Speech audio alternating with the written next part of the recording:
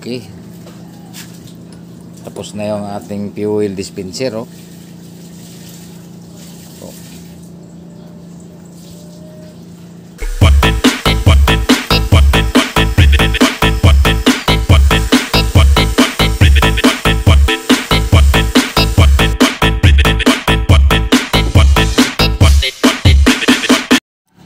Okay, magandang araw po. Tayo po gagawa ng automatic fuel dispenser po na napakasimpleng gawin lang po. Ito po yung mga steel tube po na ano po, mga 5 mm lang po ito, kalaki. 0.550, parang ganun.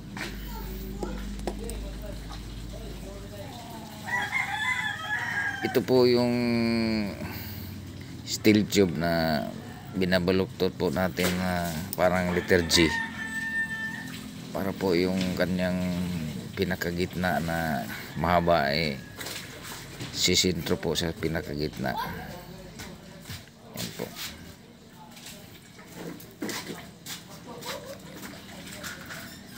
Yan po yung lagyan po natin ng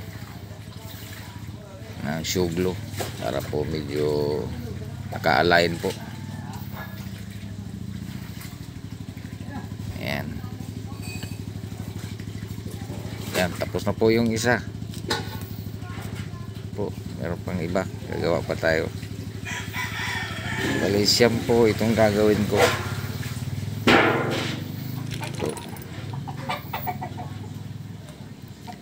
Dali lang naman bumili ng steel tube, lalo na sa mga tindahan ng hydraulic. Yan, nabibili po yan. Taka yung kanyang po, 3/4 na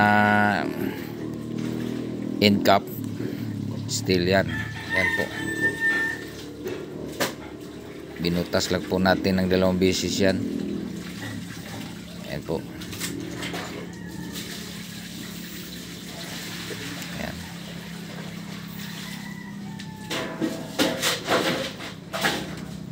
Ganito po kasi yan. Kasi kaya 2 po yan. Yung isa dadaanan ng hangin yan, yung mahaba. Yung isa dadaanan ng langis yan. Yan, mahaba pa po yan. Pwede namang putulin yan. Depende po sa lapat ng langis, sa pinaka-imbudo. Yan. Yan po yung nagawa ko. Tapos na po yan. Para yan sa mga kalan ko na siyam ang kalan ko Yan. Tama na yan. Ito po yung aking mga kalan po. Lahat po, hindi na po yan. Wala na pong ito na po yung tangke. Wala na pong yan, yung pinagripo-gripo. Diretso na po yung patak ng langis niyan. Ano po. Bali nakalapat kasi yan sa imbudo. Paliwanag ko lang sa inyo. Ganito yan. Bali ito po kasi pinakatangke niya. Yan po.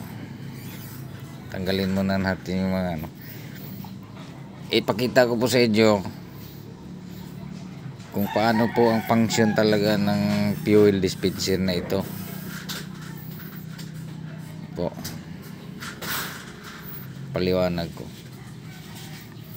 yan, binalitan ko lang na medyo mahaba po, kasi kung hindi po lumapat yung pinakadulo sa pinakaimbudo, yun, kailangan mahaba po. Ito, pagpasok po ng pinaka fuel dispenser po, yung 2 tubo na yan, nakalublob po yan sa langis. Kung halimbawa man may langis na yung yung chamber. Kasi pag yung langis po puno na yung chamber, aapaw din yan diyan sa may imbudo. Kasi yung imbudo, yan, halimbawa yung 2 tubo na yan, ito, pakikita ko muna sa inyo kung ano yung mangyayari. Kasing isa dyan mahaba. Yan yung daanan ng hangin. At yung isa naman, daanan ng langis. Yan. Yan. Diyan nagpapangsyon yung ano niya. Yan o. Pagka nakalapat po yan dyan, siyempre yung imbudo po, napupuno na yan ng langis. At nakasubsob yung dalawa na yan, hindi na yan magkakaroon ng patak. Kasi magkakaroon siya ng vacuum eh.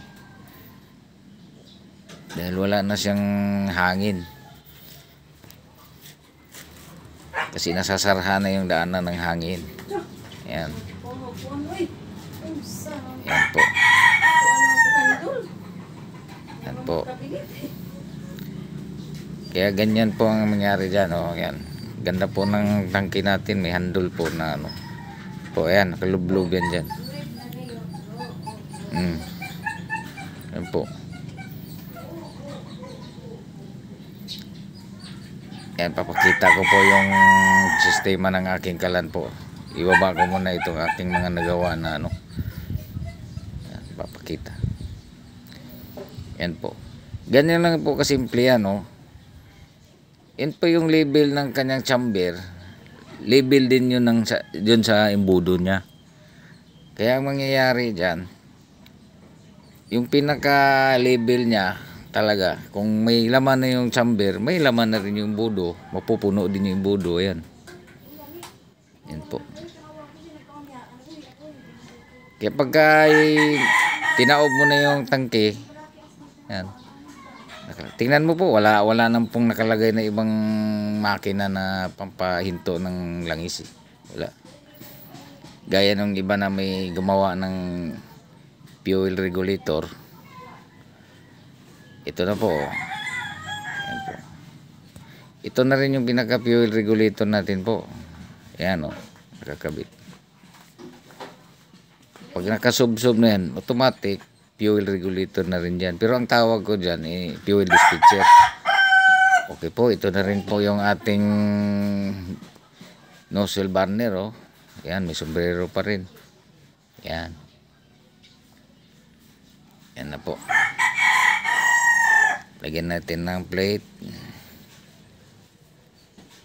Yan. Dalawa kasi ang sangkalan, yung isa built-in, yung pangalawa natatanggal.